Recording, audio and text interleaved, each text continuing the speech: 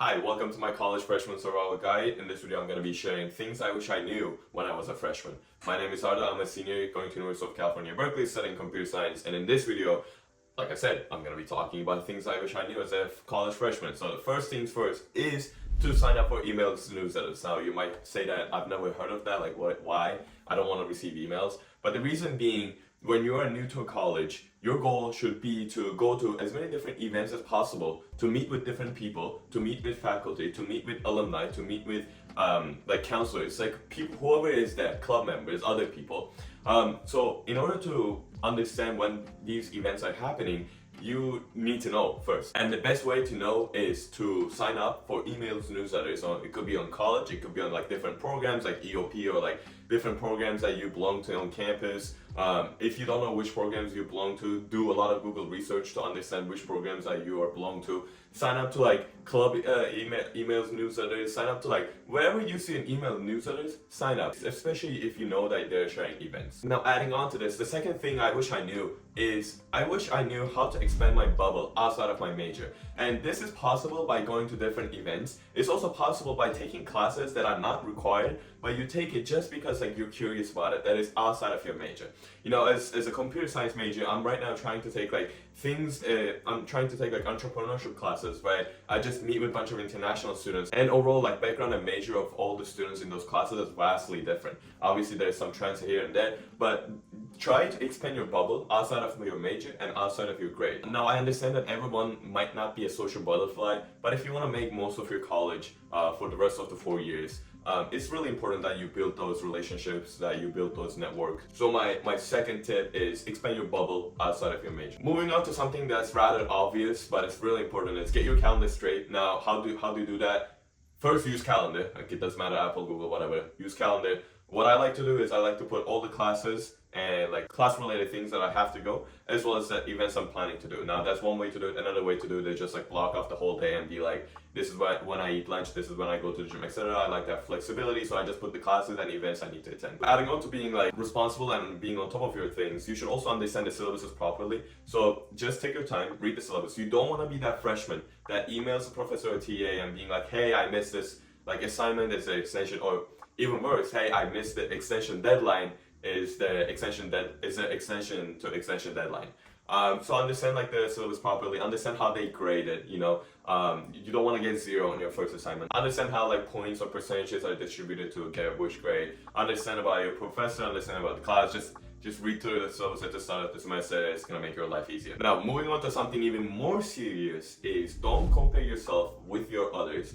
Compare yourself with you and yourself only. Now, when you come to college, you're gonna see a lot of people that are maybe overqualified in some way, shape, or form, and different things. You know, they might be like a great athlete, but when you're not an athlete, they might get straight A's with like a bunch of coursework on top while you're struggling with 2 coursework. Or they might have a bunch of like, I don't know, medals like here and there, or they might like be crack, be a startup founder and get a lot of money or something. But it's important to understand early on in the college journey is that there will always be someone better than you, no matter what. And this is true for life as well. Even if you think of like successful people, maybe like successful CEOs, they're like really good CEOs, but maybe they don't have a healthy relationship there with their family. The message I'm trying to tell you is compare yourself with your older self. For example, be like, during high school, I got 3.8 GPA, let's say, and this semester I want to get 3.85.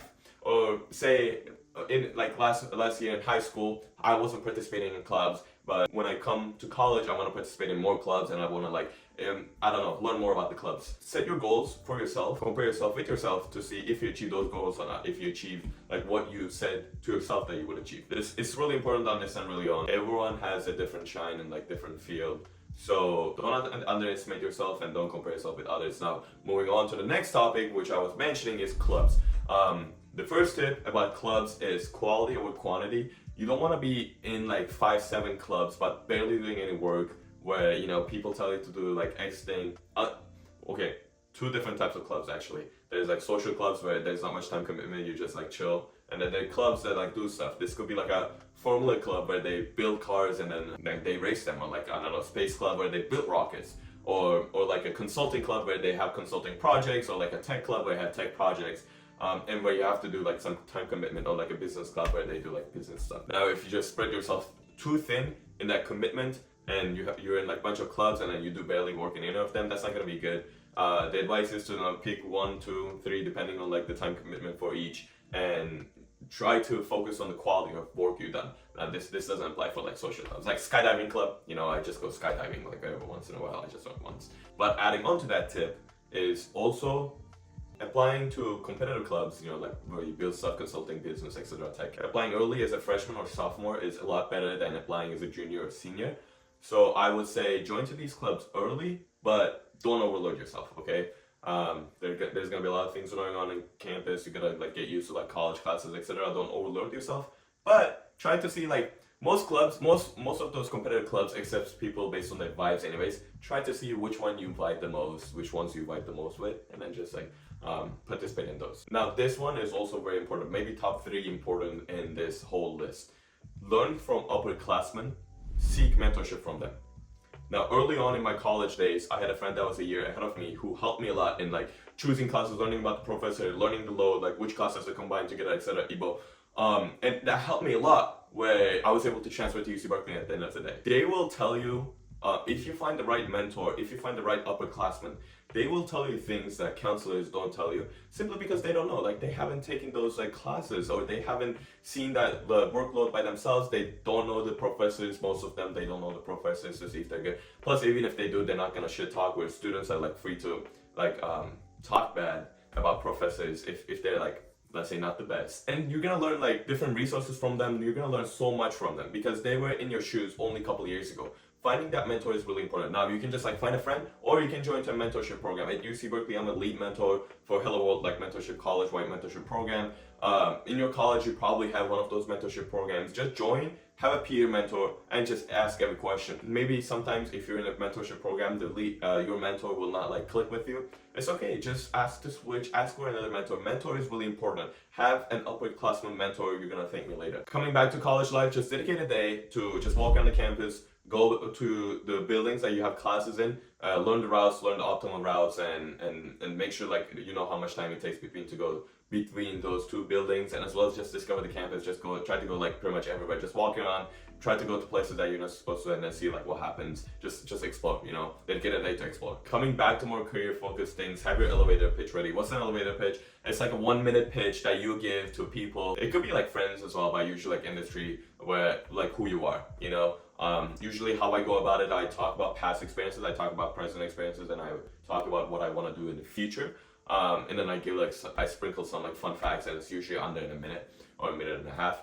I'll maybe make a whole video about it on like how you can develop your own elevator pitch. But for now, do your own research and then just try to get that elevator pitch. Even if you don't have anything, you can still say like, let's say you have no professional experience, you can still say, hey, I was like, I don't know, I was doing sailing in high school, and right now I'm doing this school, whatever school I'm going to, and I'm like part of this club, and in the future I want to be a doctor, like something like that, and then sprinkle some fun facts about yourself.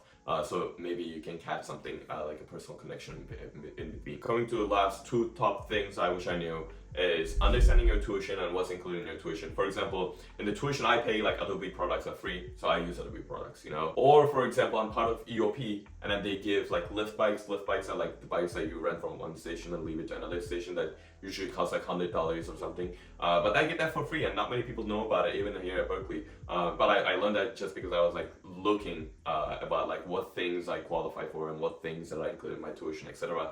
Understand the resources that are available to you. Like let's say you're first generation, look up your college name, first generation programs, or ask your counselor. Let's say you're like from a certain ethnic background. Look to see if there are any orgs that for those ethnic backgrounds, like understand, or like let's say religion, etc. Like understand those things. Look for the orgs that you can be part of, and then see like what kind of things that they offer you, and take advantage of them, because you already like either you're already from that background, or you already pay your tuition to receive that thing. So take advantage of that. And coming back to last point that I want to make is understanding the personal finance. Now, you're college freshman, you probably have like a bank account and everything.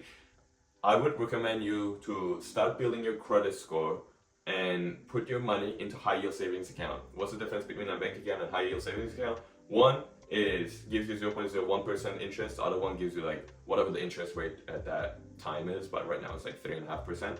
So you just make free money. That's the first one. The second one, credit card, being credit score. Now I understand that like some people are scared of credit cards, but at least get only one credit card and then just like, I don't know, use it to like buy 2 guns or something, so that you build your credit score. Get like a college credit card. Don't start with an annual fee credit card. I would recommend like starting with Discover It or Chase as like college credit cards.